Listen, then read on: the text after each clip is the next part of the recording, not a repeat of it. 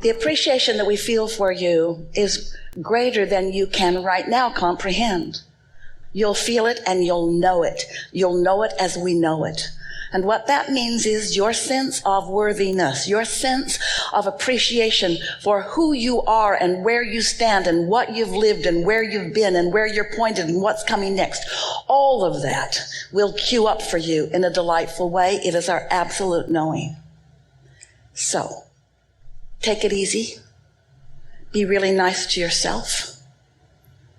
Be nice to everyone you see around you.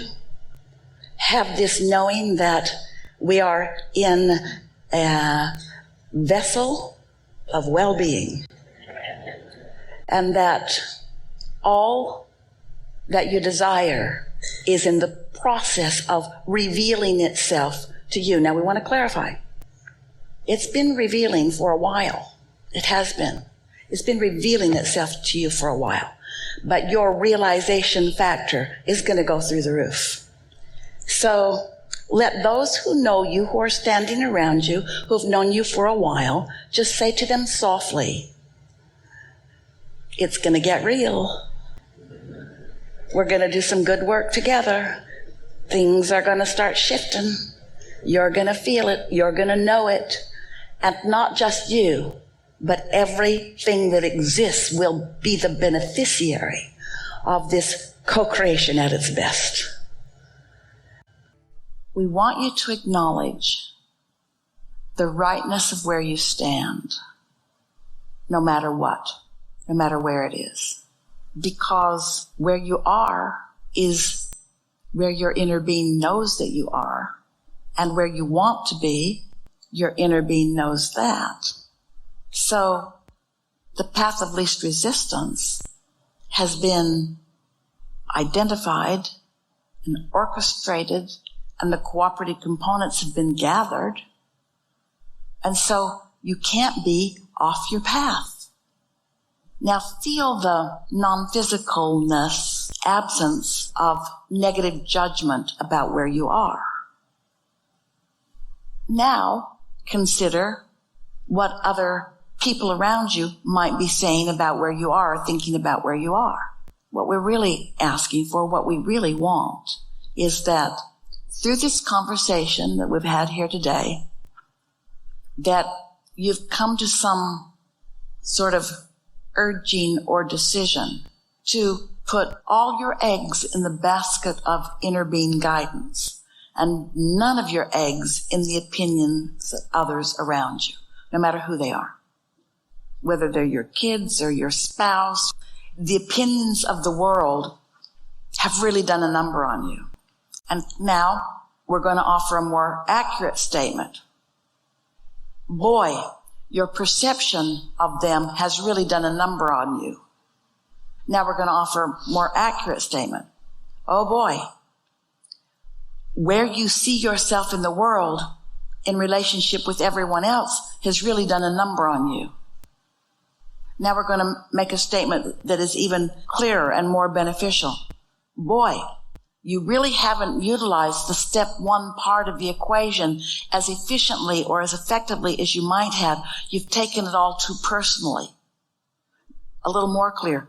Oh boy, the buffet of choices in your physical world has not been serving you as well as it might, because of your awareness of so many things you don't want when there are some things that you do want.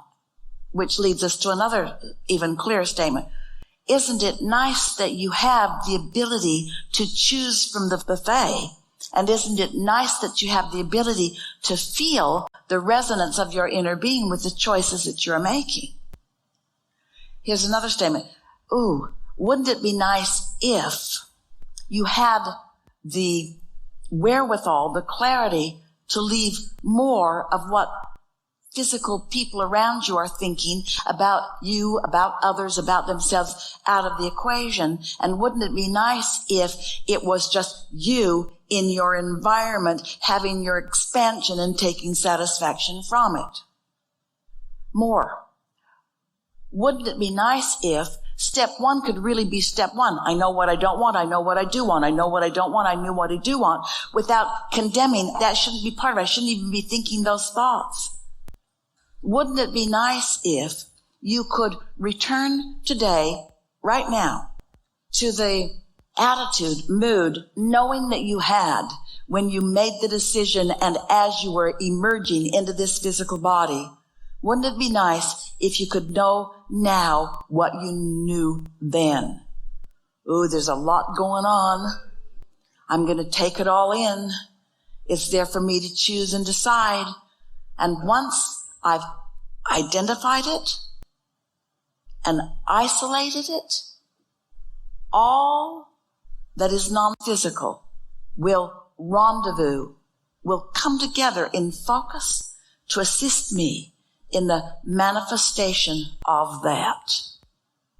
I am a creator, and I am blessed, and I'm going forth to create for the satisfaction of creation and for the absolute, unequivocal, can't get around it, can't get away from it, expansion and evolution of me. And in the process of that, others like me will be finding their way, feeling their way too. And I'll take satisfaction from what they've figured out and from what they haven't figured out. We're all in this together. Let me add it, let me add it, let me add it, let me add it, let me add it, let me add it, let me add it, let me add it. I cannot get it wrong, and I cannot get it done, and I'll never get it wrong, and I'll never get it done. And I can't get it wrong, and I'll never get it done. And I want it, and I want it, and I want it, and I want it, and I want it, and I want it, and I want it. And it's fun, and it's good, and it's delicious, and it's right, and it's source, and it's true, and it's real. This is how you felt, you see. And this is the set point that we want to help to restore you to. That's co-creating at its best, yes. We're going to leave you to the beginning of the beginning of the beginning of all of this wonderful stuff. We are so appreciative that you've come to play with us, because without you and the clarity that is you and the desire that you've formulated and your willingness to feel your way along with us, there would not be this expansion. It is all about you. Ease and flow, satisfied with what is and eager for more or looking for what more, but not the attitude of determination of making something happen. That almost always pushes it away because there's a sort of urgency about it that is resistant in nature. Yeah. There's a lot going on when we have a gathering like this because we're talking you out of some habits that aren't serving you very well. And often they are habits that you've learned from others, and they are habits that have been encouraged. Hard work and determination and never letting go and stubbornness and invincibility and setting goals.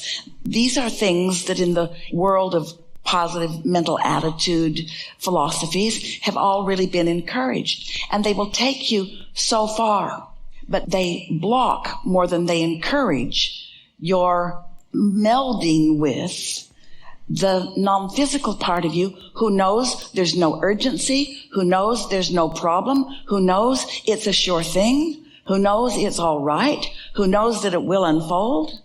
There's a difference between that knowing and wanting to know it. That's a lot of what has evolved within so many of you, because you haven't had any choice in some of these longer conversations other than just to relax and see if there might not be something for you. And have you noticed, most times you find that there is. And so, how do you find ease and flow without feeling bored? Well, each one of you has to find your place. But humans often think they'd rather have a negative thought than no thought at all, because some thought feels like getting something done. They'd rather do something than meditate, because doing something feels like being productive. And that's been encouraged by other people, especially those who wanted you to do stuff. Yeah.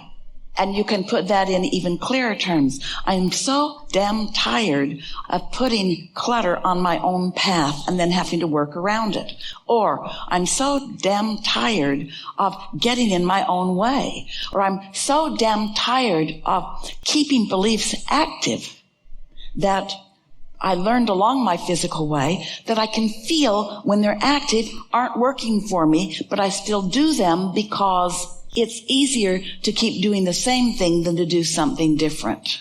It's easier because of the momentum factor.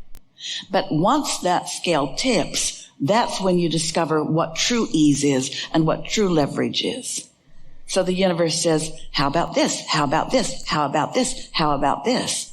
And you say, where has all of that been? And we say, in your vortex, queued up, waiting for you to turn your dial to receive it. It will feel to you like this super mind that is really who you are has kicked in, and you will understand not just where you stand now, but where you are going in terms of the vibrational evolution of that which is you. Now, most of you, especially in the beginning, are more interested in how that plays out in what you want to call your real life experience.